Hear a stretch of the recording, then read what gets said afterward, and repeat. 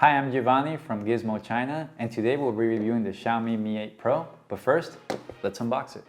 Inside the box we can find the user manual, Type-C USB to 3.5mm headphone jack adapter, SIM card tool remover, charger, and a silicone case, and the phone. As phone screens keep getting bigger, designs are becoming a bit redundant. All phones look more or less the same. But at least Xiaomi is trying a new approach to stand out with a semi-transparent back cover on the black model, or with grading colors in this particular model we're reviewing today. The entire front of the phone is dominated by the screen with the signature 2018 notch at the top that we can see in most phones nowadays.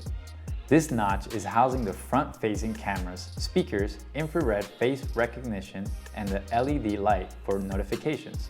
The notch is a bit on the big side when comparing with other phones like the Oppo R17, and there's also a bit of a chin. The back of the phone is super reflective, like a mirror and a true fingerprint magnet. Let's see what powers this phone. It has the latest and greatest Snapdragon 845 with the Adreno 650 GPU in a whopping 8GB of RAM, 120GB on board, but sadly there's no SD card slot. The phone runs on Android Oreo 8.1 with MIUI 10 OS on top of it. The menu settings might look very unfamiliar if you come from other devices.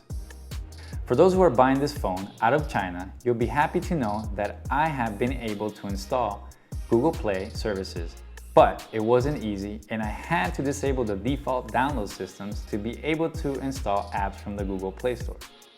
As to be expected with those specs, the phone performs very smooth and can handle all the apps I installed on it without any lag. Games like PUBG or Need for Speed are running smoothly at higher settings. The screen is Super AMOLED 1080p by 2028 megapixels of resolution, which gives a screen ratio of 19:9. Colors are nice and with a lot of contrast, as to be expected from Super AMOLED displays. When out in sunny bright days, I could see the screen without any problems. There is an on-screen fingerprint sensor, which is the best I tested so far, but still not as fast as a traditional fingerprint scanner in the back of my phone. But there's always Face Unlock that works like a charm.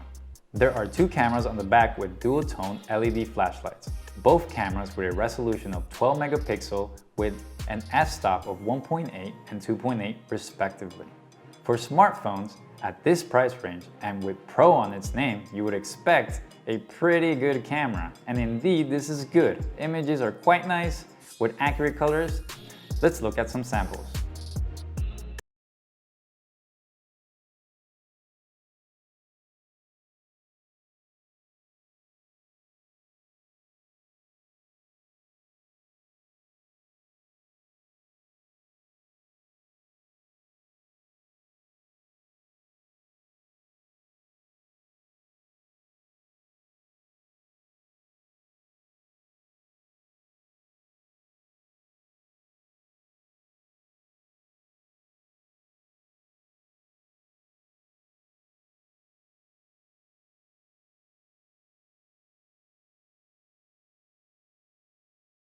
Don't look oversaturated or over-sharpened as it's common with most smartphones nowadays.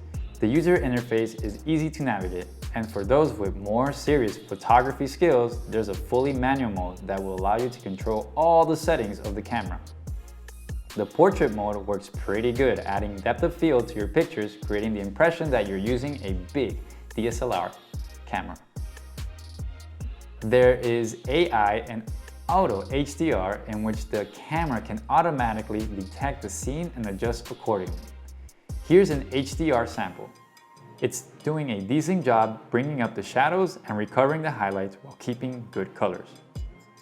When it comes to video, the Mi 8 Pro is a real deal. Crisp 4K stabilized video with H.265 codec at high bitrate for maximum image quality, which you can appreciate by yourself.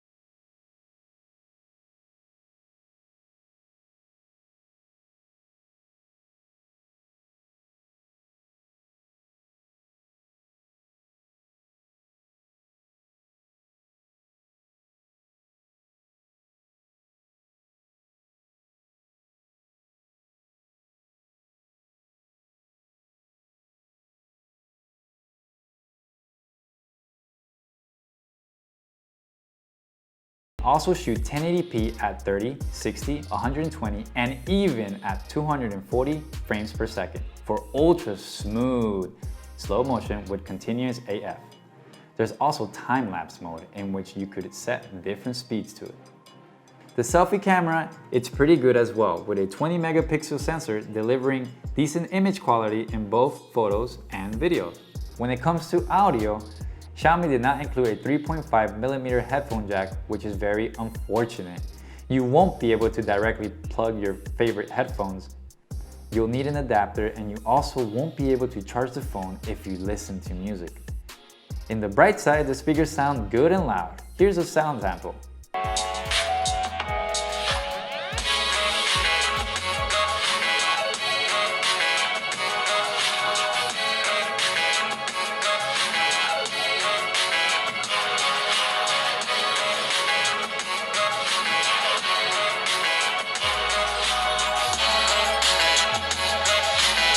I also tested the phone quality, which was pretty good. Excellent reception everywhere. The battery at 3000 milliamp hours seems a bit small, but it got me through a whole day of heavy use. In conclusion, the Mi 8 is a top-end flagship smartphone and is a great value for your money. I just wish for a smaller notch and a bigger battery, but the specs and the camera totally make up for it. If you like this video, please let us know in the comments below, give us a thumbs up, and also subscribe if you still haven't.